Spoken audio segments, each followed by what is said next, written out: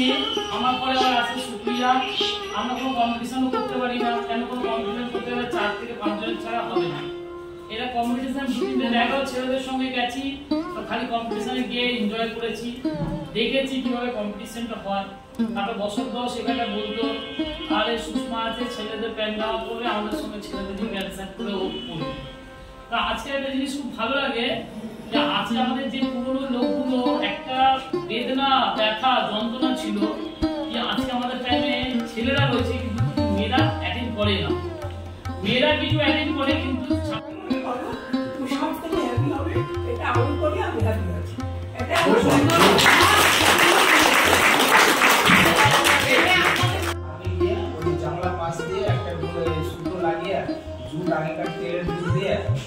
বানানো হলো, সেন্টনসকে ডাকা হলো, ওই সাথে তখন প্র্যাকটিস হচ্ছিল।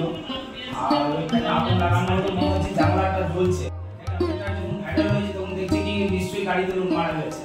এভাবে অনেক কিছু হয়েছে ওই সময়। তখন ধীরে ধীরে এইগুলো হলো কি না, সেন্টনস কিছু প্র্যাকটিস করবে, তারপরে বিয়াসিং ট্রেনিং করা হলো। এইসব করতে করতে নেক্সট হলো কল্যাণীতে। কল্যাণীতে যখন মক ড্রিল হচ্ছে তখন আমি গাড়িতে থাকার পরে আমাকে সবাই রিসিভ করতে কিছু জানা ছিল কি না, তুমি সেন্টনস করছো, কিছু বলবে না, এই করবে না। কিন্তু গাড়ি ছাড়ার পরে কেমন আসলো, গাড়িটা চালো চালো কোন স্টেশনে, তারপরে সাইড থেকে সারা করবো।